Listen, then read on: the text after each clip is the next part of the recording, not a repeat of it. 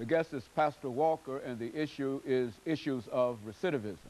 And of course, Reverend Walker, before we had our first commercial break, we promised that we'd give you an opportunity to continue some of the issues and some of the things that you think cause these individuals to go out, get out of the system, and then go back into the system and back and forth. Well, I think, Dr. Haney, one thing that we have to really be clear on is the fact that some people go back into the prison system, they're reincarcerated because they, during the period of time while they were there, they didn't try to better themselves. They didn't try to do anything different. They had a mindset that I'm going to come out here and I'm going to do my thing no matter what. So they did that, you know, and they get reincarcerated and stuff like that. You know, you got that. That's there. And then you've got other people that maybe get reincarcerated because they get out and they got doors slammed in their face and they get frustrated, and because they don't have a solid support system there to help them through those rough moments of time, then they'll end up, you know, maybe absconding from parole supervision by not reporting to the parole officer, or going hanging out, or even recommitting another, committing another crime. So you got that. But then at the same time, there's another part to this puzzle that's really puzzling to me, Dr. Haney, and that's the fact that, you know, you have the Department of Probation and Paroles, and I'd like to share their mission with you.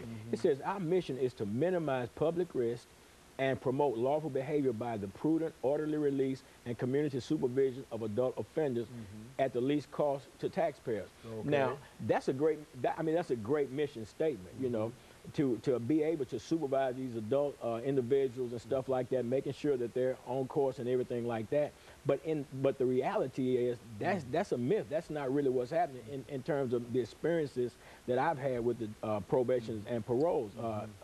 And more so in particular, Mr. Gary Tulloch, who's the Director of Field Services, because Dr. Haney, we developed a program. God empowered us to develop a program that has 42 guidelines, and then we have a fine system in place that we use as leverage to enforce those guidelines. Everybody knows that in society, you know, if you go down the street speeding, you get pulled over and given a speeding ticket, you got to pay a fine.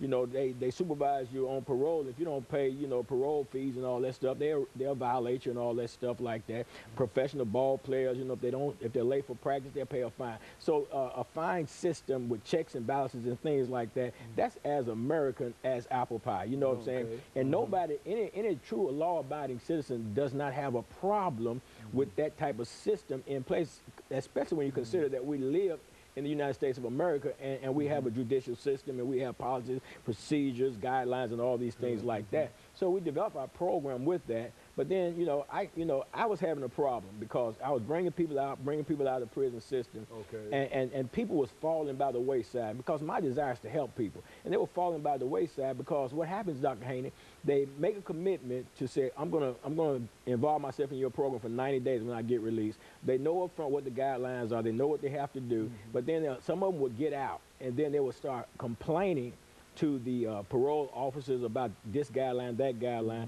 and the parole officer was allowing them to move from the place and stuff like that.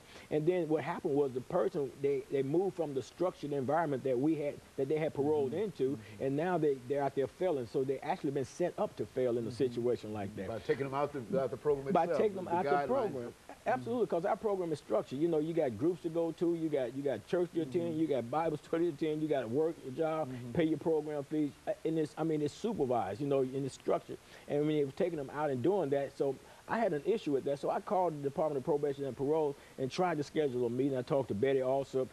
She threw this little mock meeting together in which she did not attend, a couple of parole officers attended, but I still was no results. So this issue kept going on and on. She even told me, said, well, you know what y'all do is start charging the money up front to come out. I said, it don't have anything to do with the money.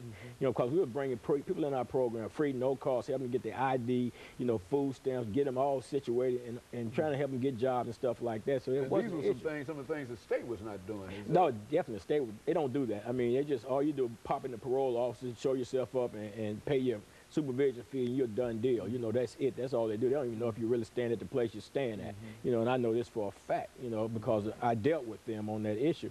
And, you know, but, you know, and we're going along. We're on the approved halfway house list and all that, what they call it. And I called in to complain about this to Gary Tulloch, the Director of Field Services.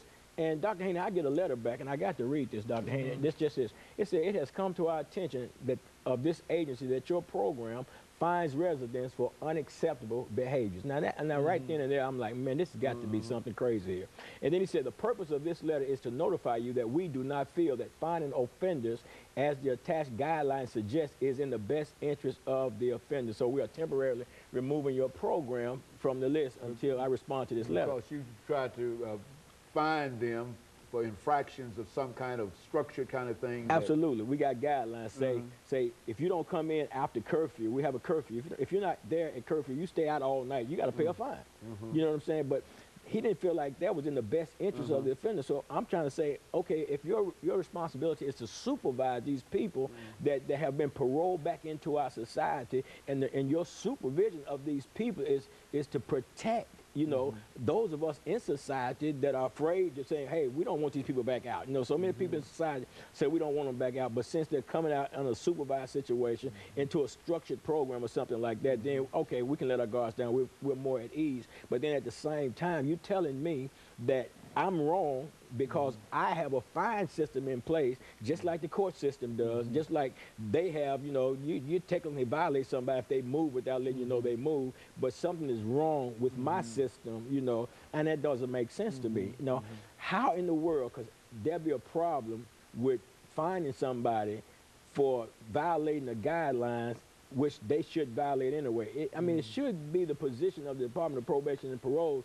to make sure that these people are living a structured life, abiding by the laws of the state of Tennessee or whatever guidelines, the program or job or whatever else. Well, would you say that the only outcome for not having a structured kind of relationship with these individuals that you have is recidivism? That's it. Because if they get out of that structure, they go back to doing the whole... Dr. Haney, they go back. I got a letter right now from a guy that was in my program that has gone back into the system and said he wants to get back in my program. He says, it's not because of parole, because I'm flattening my sentence, which means I'm expiring my sentence. I need to get back in your program because I know I can get some real help there.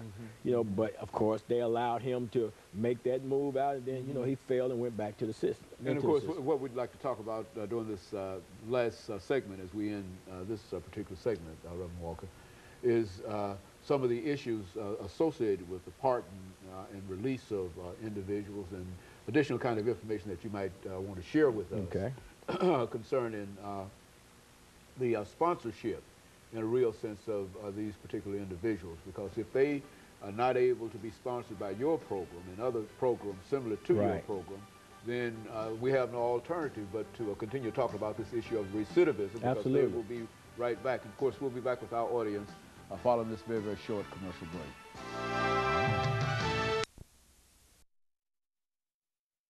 The issue is the